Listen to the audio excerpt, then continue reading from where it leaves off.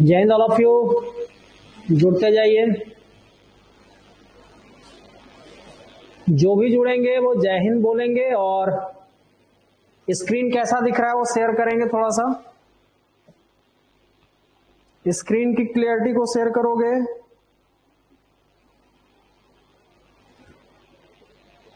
Vivek Kumar screen के बारे में बता दो थोड़ा।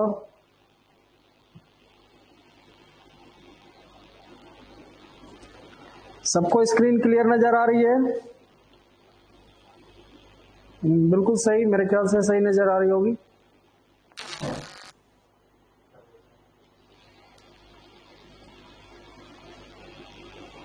स्क्रीन सही नजर आ रही है? हाँ सर सही है सर, राइट।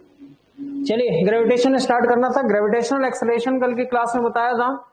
तो ग्रेविटेशनल एक्सेलरेशन में एक चीज बताए थे मैंने, विषुवत रेखा पर जाकर एंड किया था कि विषुवत रेखा पर जी का मान क्या होता है आपका? न्यूनतम होता है, सबसे कम होता है। क्या रीजन था? क्योंकि वहां पे जो अक्षांश बन रहा था, जो लैटिट्यूड बन रहा था, वो 0 डिग्री का बन रहा था। अब g dash g minus r e omega square cos square lambda, यही हमारा फार्मूला था। ठीक, अब देखिए कि अगर मैं बात करूं यहां पे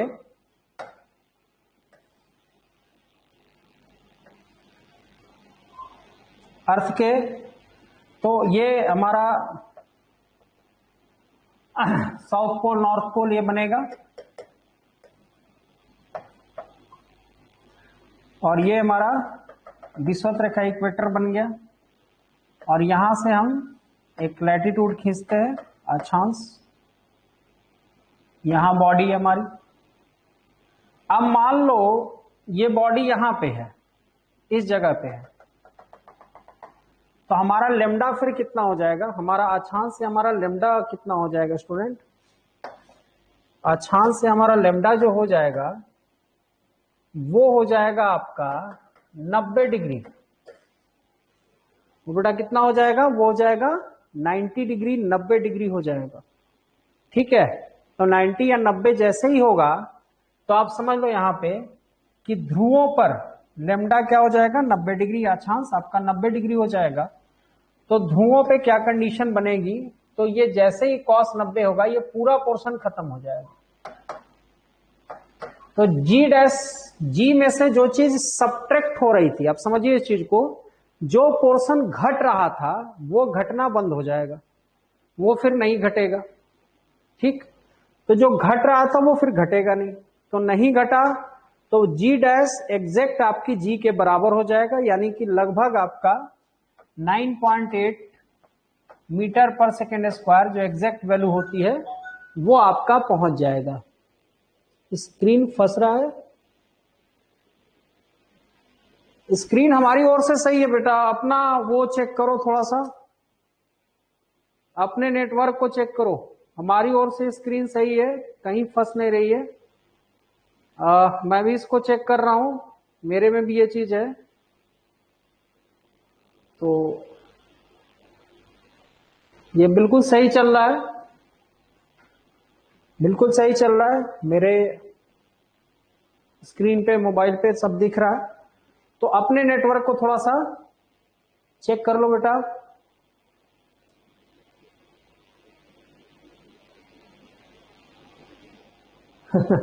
चलिए, आपस में आप लोग काफी बातें करते हैं, नेट खत्म हुआ, चलिए वो अलग की चीज है। तो कॉन्सेंट्रेट ऑन द स्टडी। तो जी की वैल्यू मैक्सिमम, अधिकतम फिर कहां पे होनी चाहिए? ध्रुवों पे। जी का मान अधिकतम कहां होता है? ध्रुवों पर होता है, पोल्स पे होता है। ठीक, क्लियर है? चलिए, तो ये क्वेश्चन पूछा जाता है कि the value of G is maximum at poles. ठीक, ध्रुवों पर जी का मान अधिकतम होता है। कहां पर अधिकतम होगा? ध्रुवों पर, पोल्स पे। ध्रुवों पर जी का मान, ध्रुवों पर जी का मान अधिकतम होता है।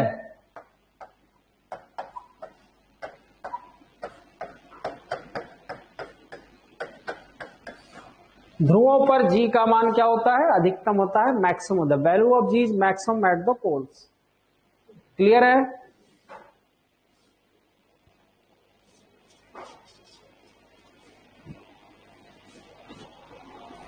ओके, चलिए कम टू द पॉइंट। तो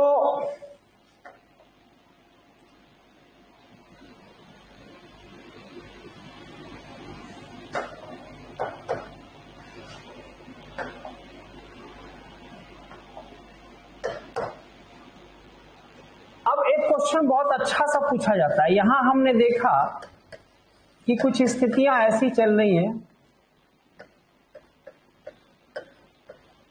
कुछ स्थितियां ऐसी चल रही हैं। तो अब कहानी यह है कि मान लो ऐसी कंडीशन बन जाए, ऐसी सी स्थिति बन जाए कि पृथ्वी अपने अक्ष पर जो है, पृथ्वी अपने अक्ष पर घूमना बंद कर दे, स्टॉप रोटेशन। तो फिर क्या होगा? यह बहुत अच्छा प्रश्न है और यह काफी बार पूछा गया है। इसके दो आपके क्वेश्चंस होते हैं, दो तरीके से पूछा जाता है क्योंकि इसके दो दो आंसर होते हैं। ठीक, तो किसी ईयर वो क्वेश्चन अलग तरीके से पूछेगा, किसी ईयर और अलग तरीके से पूछेगा।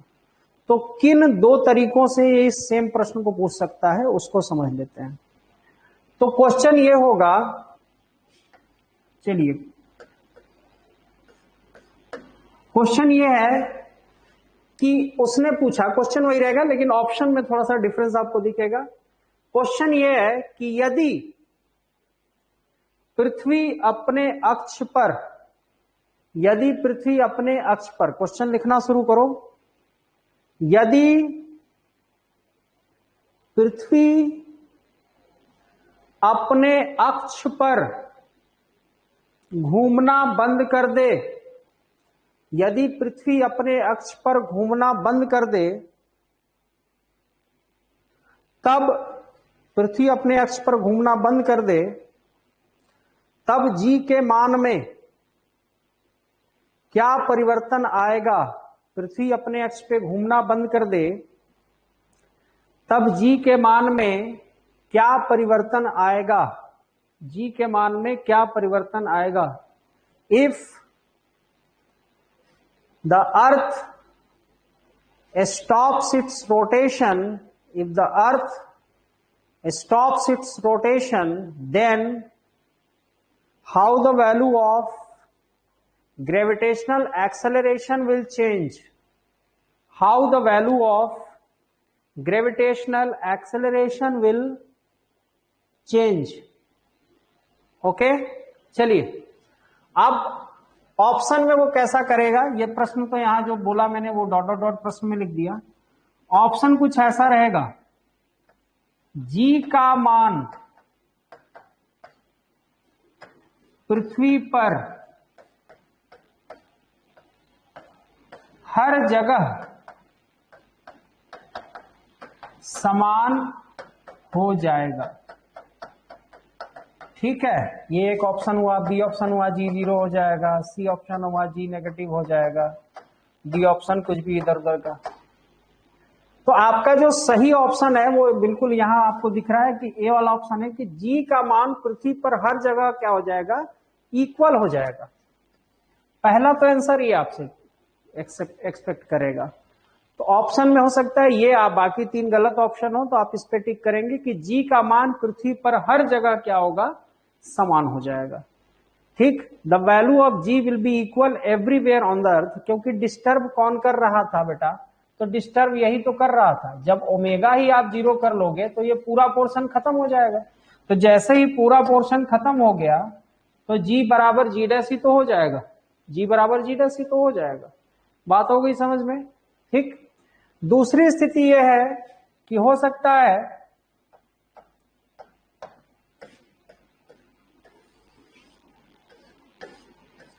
कि किसी दूसरे एग्जाम में सेम क्वेश्चन किया है कि पृथ्वी अपने अक्ष पे घूमना बंद कर दे तो क्या होगा, लेकिन आपका ऑप्शन थोड़ा सा अलग ऐसा दिखेगा।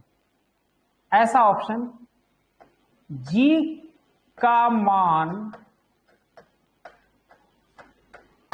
बढ़ेगा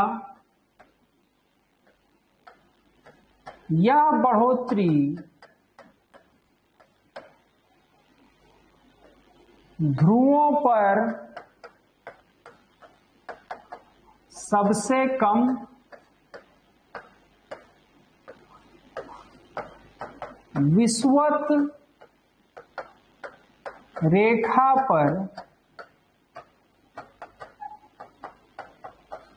सबसे अधिक होगी।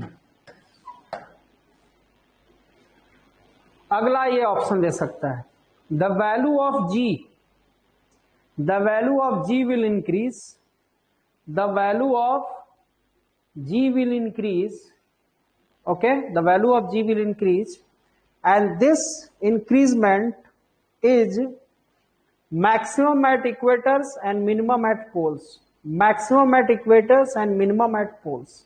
ये बढ़ोतरी आपका विषुवत रेखा पर क्या होगी, मैक्सिमम होगी, और मिनिमम कहां पे होगी, पोल्स पे होगी या ध्रुवों पे होगी। मैक्सिमम कहां पे होगी, पोल्स पे होगी या ध्रुवों पे होगी।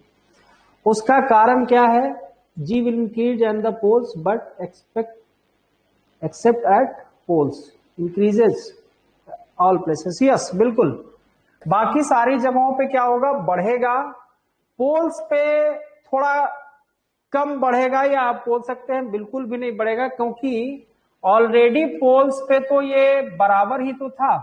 ऑलरेडी पोल पे ये 9.8 है, अपनी मैक्सिमम वैल्यू को रख रहा है, तो बहुत स्लाइटली अगर किसी भी 0.00001 का भी डिफरेंस आ रहा होगा तो केवल उतना ही बढ़ोतरी होगी। बाकी अगर विषुवत रेखा की बात करें तो ये 9.8 कभी नहीं आता है, आपका 9.7 9.6 समथिंग आता है। जब आप चेक करते हो, उसको आपने किया होगा पेंडुलम से, तो वो बढ़ोतरी तो काफी बड़ी हो जाएगी। अगर 9.7 से बढ़ करके 0.1 की भी बढ़ोतरी हो रही है तो वो बढ़ोतरी बहुत अधिक मानी जाएगी, लेकिन अगर यहाँ पे 0.00001 की बढ़ोतरी हो रही है तो बहुत कम बढ़ोतरी मानी जाएगी। बात आ गई समझ में? तो जी का मान हर जगह बढ़ेगा, विषुवत रेखा पर सबसे अधिक बढ़ेगा और ध्रुवों पर सबसे कम बढ़ेगा अगर पृथ्वी अपने अक्ष पे घूमना बंद कर दे तो। ठीक, आगे बढ़ते हैं। और किस तरह से जी के मान में चेंज आ सकता है, और किस तरह से जी के मान में चेंज आ सकता है।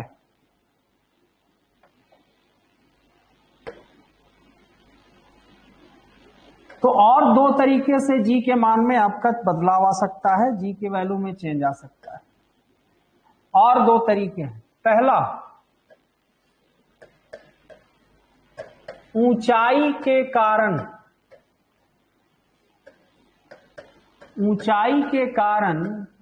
जी के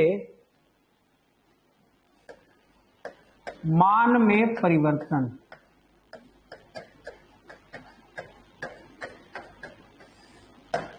okay, change in the value of G due to what, due to height.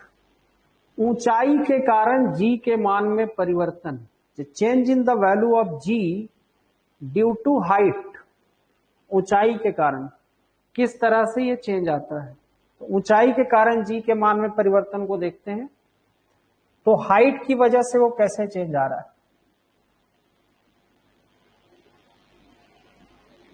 जैसे अर्थ है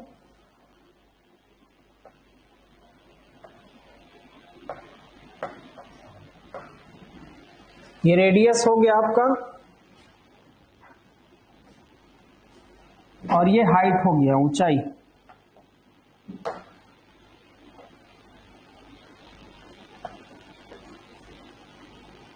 ठीक, अब अगर बॉडी यहां पे है, बॉडी मान लो यहां पे है, तो जब बॉडी यहां पे है उस वक्त जो जी का मान होगा वो ये होगा, GME RE² होगा। ठीक।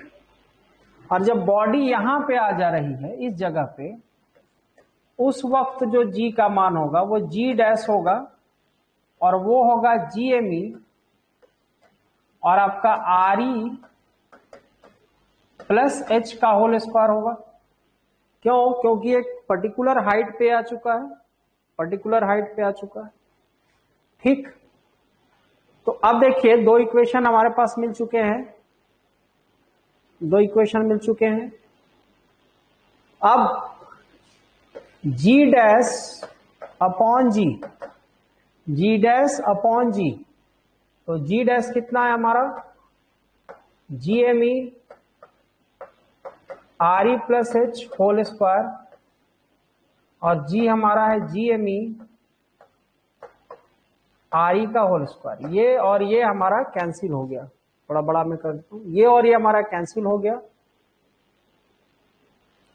ठीक। अब G डैश अपॉन जी, ये ऊपर भेजा मैंने, RE square RE plus H whole square, G dash equal to RE square, RE square हमने कॉमन लिया तो 1 प्लस H अपॉन RE पूरे का होल स्क्वायर, और ये G यहां पे आकर के इनटू हो जाएगा। ठीक। अब ये और ये पोर्शन कट गया, तो दो फार्मूले हमको मिलने वाले हैं।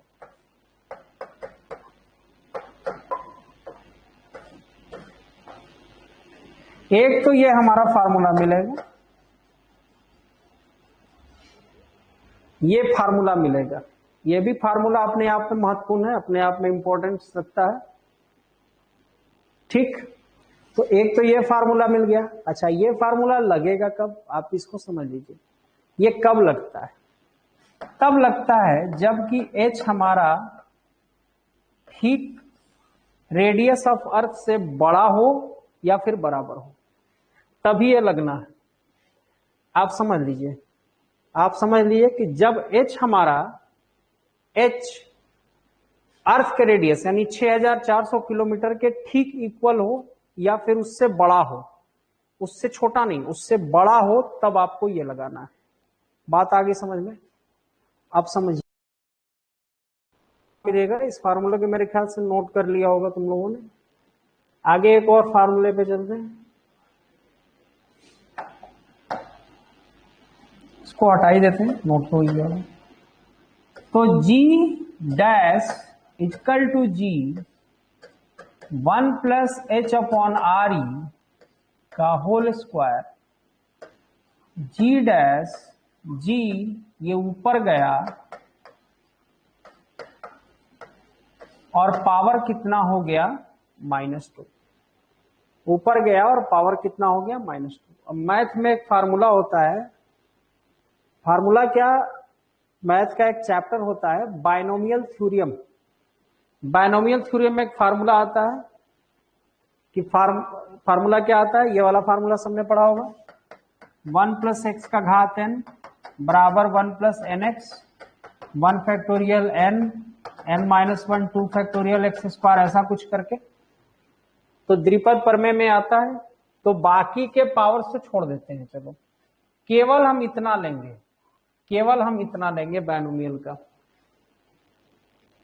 केवल हम बायनोमियल के इतने पार्ट को लेंगे। ठीक है। तो बाकी हायर पावर को छोड़ देना है। तो वही बायनोमियल हम लगा देने जा रहे हैं यहां पे। तो द्विपद प्रमेय से या बायनोमियल थ्योरम से ये क्या हो जाएगा? इस वाले फार्मूले से वो जो पावर दिख रहा है आपको, वो पावर क्या आ जाएगा? अंदर आ जाएगा।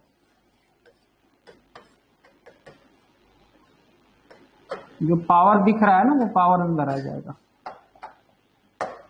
तो G डैश G ये अंदर आ गया, तो 1 माइनस 2H अपॉन RE हो गया। ये भी एक अति महत्वपूर्ण फार्मूला मिला, इंपॉर्टेंट फार्मूला मिला। ये कब लगाना है, कब एप्लीकेबल है? जब H आपका छोटा होगा किससे? रेडियस ऑफ अर्थ से। इसको हमेशा याद। ठीक, आपका अगर हाइट रेडियस ऑफ अर्थ के वैल्यू से छोटा है, आपको लेना है, तब आपको इस सूत्र का उपयोग करना है, इसको नहीं भूलना है। ठीक, आगे बढ़ते हैं। एक क्वेश्चन करेंगे, आज का ये क्वेश्चन नंबर 2 होगा।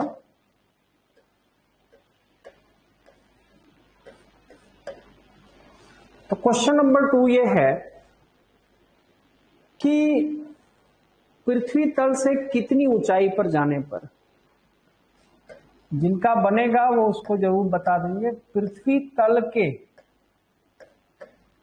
तल से कितनी ऊंचाई पर जाने में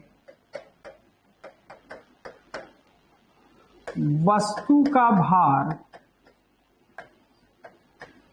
पृथ्वी पर के भार का 4 गुना हो जाएगा। ठीक है, समझ में आ गई बात? Eight which height from the earth the weight of a body become 4 times, weight of the body become 4 times, 4 Guna, become 4 times of its weight on the surface of earth। अर्थ के सरफेस पे जितना उसका wait है, अर्थ के surface पे जितना उसका wait है, उसके वेट का, खुद के वेट का, जैसे मान लो अर्थ के सरफेस पे उसका वेट है 20 न्यूटन या 20 किलोग्राम वेट, तो वहां पे कितना हो जाएगा? तो आपका 4 गुना, 20 चौका 80 किलोग्राम वेट हो जाए या 80 न्यूटन हो जाए। ये कितनी ऊंचाई पे संभव है? अर्थ से कितनी हाइट पे हमको जाना है, तो उस हाइट पे, कितनी हाइट पे ये चीज संभव होगी, किस ऊंचाई पे ये चीज संभव होनी है। ठीक,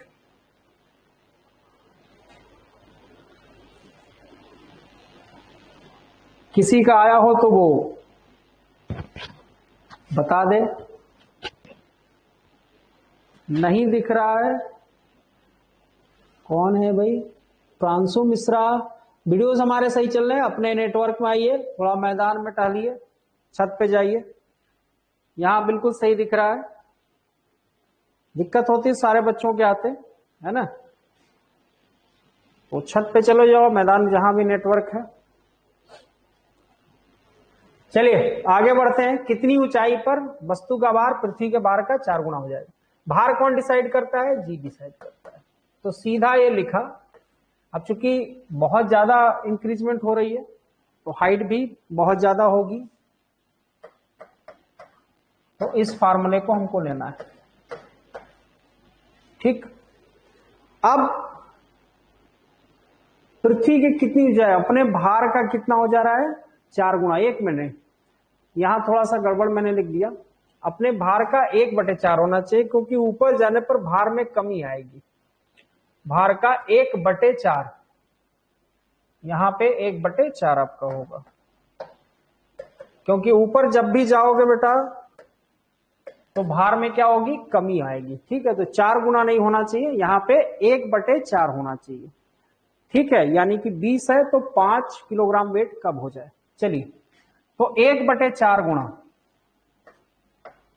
तो 1/4 कर लिया, यहां ये किया HRE का होल स्क्वायर, इसको काट दिया, तो 1 + H/RE का होल स्क्वायर बराबर 4 आपका आ गया। तो अब ये बस हल कर लेंगे, आ जाएगा हमारे आंसर। ये 2 हो गया और 2 में से गया 1, बिल्कुल उसी के बराबर RE रेडियस के, यानी कि पृथ्वी तल से आप 6400 किलोमीटर ऊंचाई पे जाएंगे। पृथ्वी तल से कितने ऊंचाई पे? 6400 किलोमीटर की ऊंचाई पे जाएंगे, यानी कि पृथ्वी के त्रिज्या के ठीक बराबर ऊंचाई पे जाओगे तो प्रारंभिक भार का जो नया भार आपका हो जाएगा 4 गुना हो जाएगा, 1/4 टाइम्स आपका कम हो जाएगा। यानी कि पृथ्वी पर अगर 20 है तो वहां पे कितना हो जाएगा, 5 किलोग्राम वेट हो जाएगा उस हाइट पे। पृथ्वी से अगर 6400 किलोमीटर की ऊंचाई पे आप जाएंगे तो आपका वजन मान लीजिए, एक मोटा मोटी आप मान लीजिए कि लगभग 60-70 किलो सबको ही होता है, तो 60 किलोग्राम वेट है अगर आपका, तो आप 6400 किलोमीटर ऊंचाई पे पहुंचेंगे तो आपका वेट ग्रेजुअली कम होकर के कितना हो जाएगा, 60, 15 चौके 60, 15 किलोग्राम वेट रह जाएगा। बात आ गई समझ में? तो ग्रेजुअली धीरे धीरे जैसे ऊंचाई पे जाएंगे वे हमारा भार कम होता जाता है। क्लियर हो गया मेरे ख्याल से, ये वाला प्रश्न क्लियर हो गया होगा। इसी में कभी कभी वो उल्टे प्रश्नों को कर देता है, प्रश्न थोड़ा उल्टा घुमा देते हैं। क्वेश्चन नंबर 3 में प्रश्न को उल्टा घुमा दिया। प्रश्न को उल्टा कैसा घुमाएगा, उल्टा ऐसा कुछ रहेगा,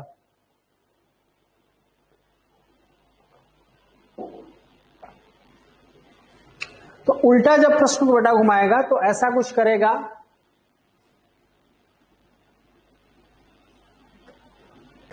कि पृथ्वी की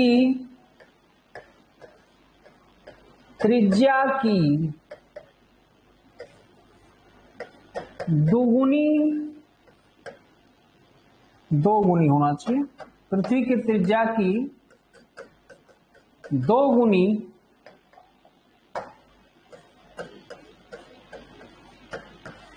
गुनी ऊंचाई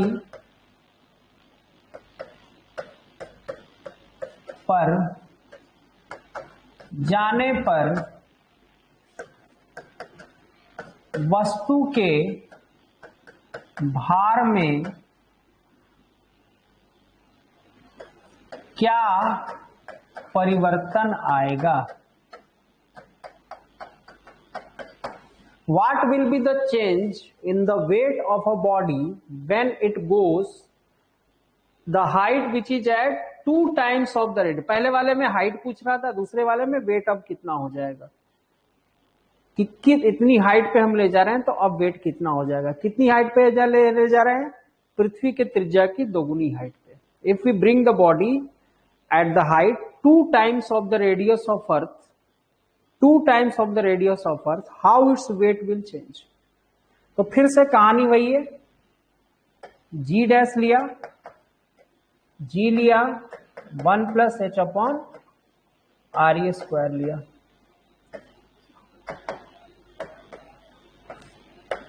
अब प्रश्न क्या कह रहा है कि h हमारा जो है वो दोगुना है किसके,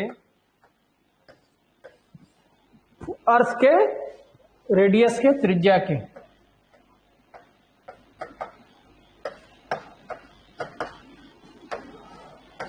ये और ये कटा 3 का होल स्क्वायर, यानी कि g बटे क्या हो जाएगा, 9। क्या हो जाएगा, g बटे 9, g/9। तो पृथ्वी के त्रिज्या के आप बिल्कुल दोगुनी ऊंचाई पे जाएंगे तो आपका भार जो हो जाएगा, प्रारंभिक भार का 1/9 रह जाएगा। प्रारंभिक भार का क्या हो जाएगा, 1/9 रह जाएगा, 1/9। ठीक है, it will be 1/9 of its initial।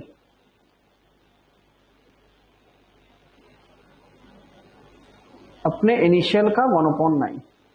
आगे बढ़ते हैं, अब देखते हैं डेप्थ की वजह से क्या चेंज आ रहा है।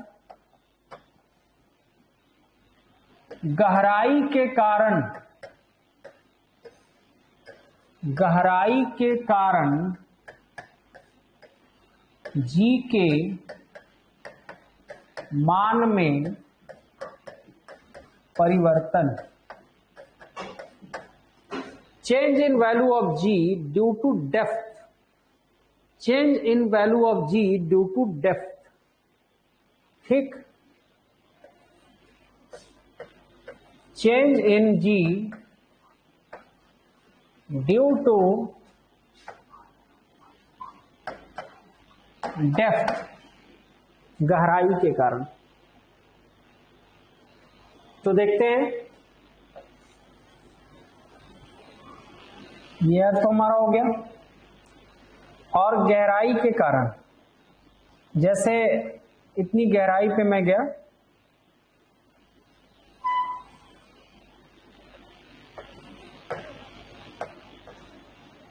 तो Re माइनस एच हो जाएगा, क्योंकि ये पूरा कितना है, Re है, और H गहराई में अगर मैं अंदर जाऊंगा तो इतना दूर क्या हो जाएगा, Re माइनस एच हो जाएगा।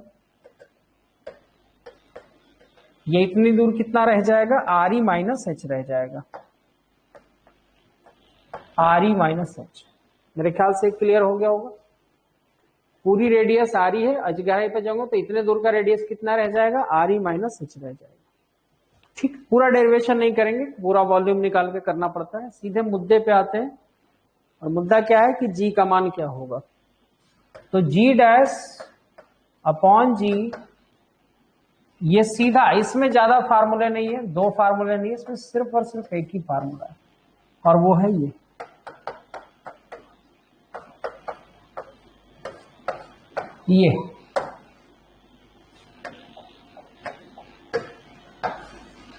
ये रहा, g dash 1 minus h upon Re into g. Clear है, g dash equal to 1 minus h upon Re into आपका जी हो जाएगा। तो ये आपका फार्मूला लगेगा, गहराई के कारण जी के मान में परिवर्तन।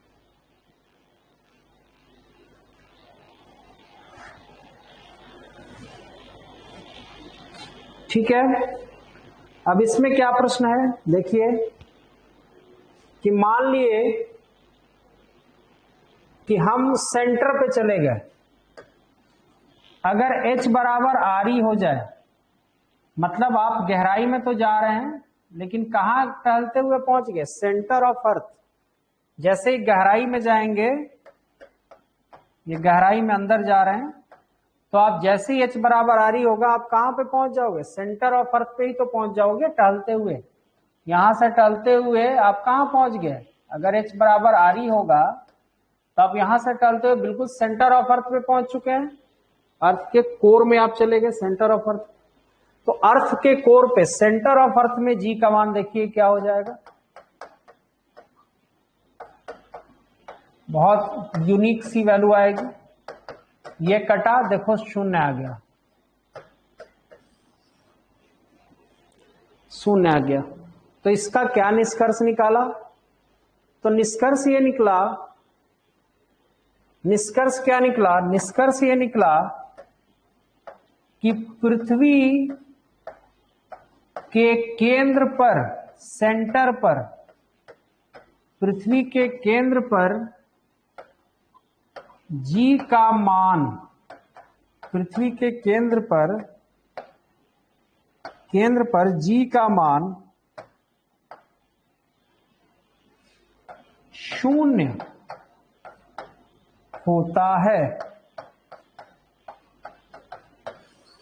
ठीक, बहुत इंपॉर्टेंट थ्योरी का प्रश्न है। The value of G will be 0 at the centre of earth, the value of G will be 0 at the centre of earth. तो पृथ्वी का जो केंद्र होता है, सेंटर पे जी का मान, ग्रेविटेशनल एक्सेलरेशन का मान क्या हो जाता है, 0 हो जाता है, 0 हो जाता है। तो मेरे ख्याल से यहां तक की चीजें क्लियर हो गई होंगी, आपको सिर्फ वैल्यूज को रखना है और आंसर को लाना है। ठीक, आगे बढ़ जाते हैं। देखिए, अब यहां कुछ परसेंटेज वाले क्वेश्चन आने हैं। तो जी के मान में प्रतिशत कमी, ये इंपॉर्टेंट रहेगा, क्योंकि अच्छे न्यूमेरिकल के अंतर्गत माने जाते हैं। Percentage loss in value of G, G के मान में प्रतिशत कमी, इंपॉर्टेंट क्वेश्चन के अंतर्गत ये माने जाते हैं। तो percentage loss in the value of g, चलिए लॉस देखते हैं। तो जी डैश का एक फार्मूला हमारा ये है, गहराई में गहराई में है, अंदर की तरफ जा रहे हैं, ये था गहराई के लिए, फॉर डेप्थ, ठीक। अब इसको यहां भेजा g dash by g equal to 1 minus h upon r e. 1 को यहां भेज दिया, g dash by g minus 1। देखिए समझिए इस चीज को, बहुत अच्छी चीज है। तो यहां माइनस एच अपॉन आर ई हो गया। अब इसको यहां भेजा g dash minus g upon G, तो माइनस एच अपॉन आर ई। समझ में आ रही बात? तो प्रतिशत बदलाव का यही तो फार्मूला होता है, g dash minus g upon जी। आपने पढ़ा होगा विक्रय मूल्य माइनस क्रय मूल्य बटे क्रय मूल्य, selling price minus cost price upon cost price, हमेशा उसी पे निकलता है ना, बेस पे। तो वही चीज यहां लग रही है कि जी का फाइनल मान वैल्यू, इनिशियल वैल्यू अपॉन जी। यहां हमें सिर्फ कितना करना है कि 100 को इंटू कर देना है। 100 को इंटू कर दिया तो ये परसेंट में आ गया, परसेंटेज डिक्रीजमेंट। तो मान लो ये पूरा का पूरा, मान लो ये पूरा का पूरा x% आ गया, पूरा का पूरा हल होके कितना आया x%, यानी कि गहराई में जाने पर x% की कमी आ रही है। आपने क्या लिखा कि गहराई में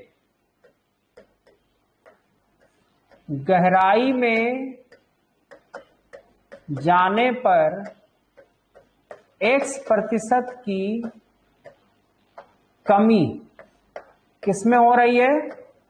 जी के मान में, ठीक। गहराई में जाने पर x% की कमी किसमें हो रही है?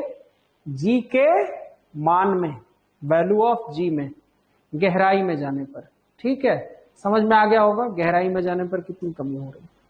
अब आगे बढ़ते हैं ऊंचाई के लिए, ऊंचाई पे चलते हैं। तो ऊंचाई के लिए तो ये वाला फार्मूला फिर लगेगा ना, 2h अपॉन आर ई। अब कई लोग पूछेंगे कि सर ये वाला पहले वाला क्यों नहीं लगाया आपने, ये माइनस वाला क्यों लगाया? तो बेटा जाहिर सी बात है, गहराई में आप जब भी गहराई में घुसोगे एच के साथ, तो आपका आर ई से कम ही तो होगा एच।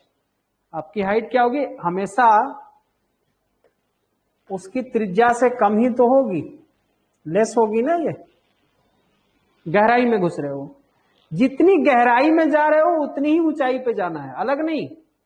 अगर आप पृथ्वी के अंदर 30 किलोमीटर गए तो पृथ्वी के ऊपर 30 किलोमीटर जाने में क्या बदलाव आएगा? तुलना करना है। पृथ्वी के अंदर 100 किलोमीटर गए तो फिर ऊपर 100 किलोमीटर कितना, पृथ्वी के अंदर 500, फिर ऊपर कितना। तो हर हाल में तो हमारा एच क्या होगा? आर ई से कम ही तो होगा। तो बेटा ये कब लगता है? तो जब एच आर ई से कम होता है, यही तो शर्त मैंने बताया था। तो चूंकि एच यहां पे हमेशा सदैव आर ई से कम ही मिलेगा, तो इसीलिए ये फार्मूला लगेगा। अब फिर से इसको हल करते हैं। तो ये भेजा जी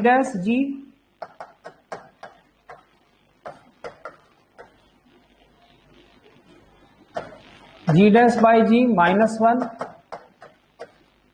minus 2h upon r e, g dash minus g upon g minus 2h upon r ई।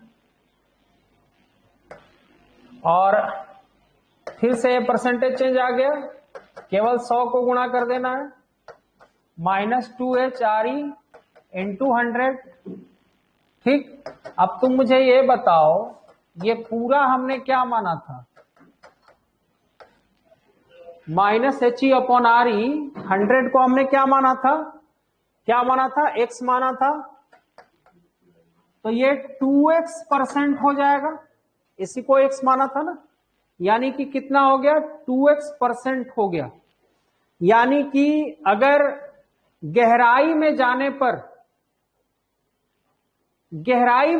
पर अगर जी के मान में x% की कमी आती है, तो फिर आपका ऊंचाई पे जाने पर कितना आएगा? 2x% की कमी।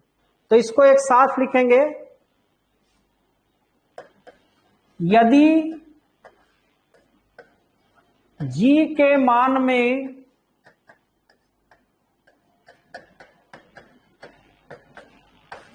गहराई में जाने पर x% की कमी तो ऊंचाई पर जाने पर कितना होगा? 2x% की कमी होगी। इसको हमेशा याद रखेंगे, इंपॉर्टेंट फार्मूला है। और उसी हाइट पे गहराई ऊंचाई दोनों उसी हाइट पे होनी चाहिए। ठीक है। when we go in the depth the percentage loss is x% and in the height, in the same height, the percentage loss is 2x%। ठीक है। तो गहराई में अगर 2 है तो ऊंचाई में 4%। तो इस पे कल की क्लास में क्वेश्चन को करा दूंगा। तो आज के लिए हम ऑफ करते हैं। तो जय हिंद सबको। कल इसी के क्वेश्चन को कराऊंगा मैं। ठीक है। तो जय हिंद ऑल ऑफ यू।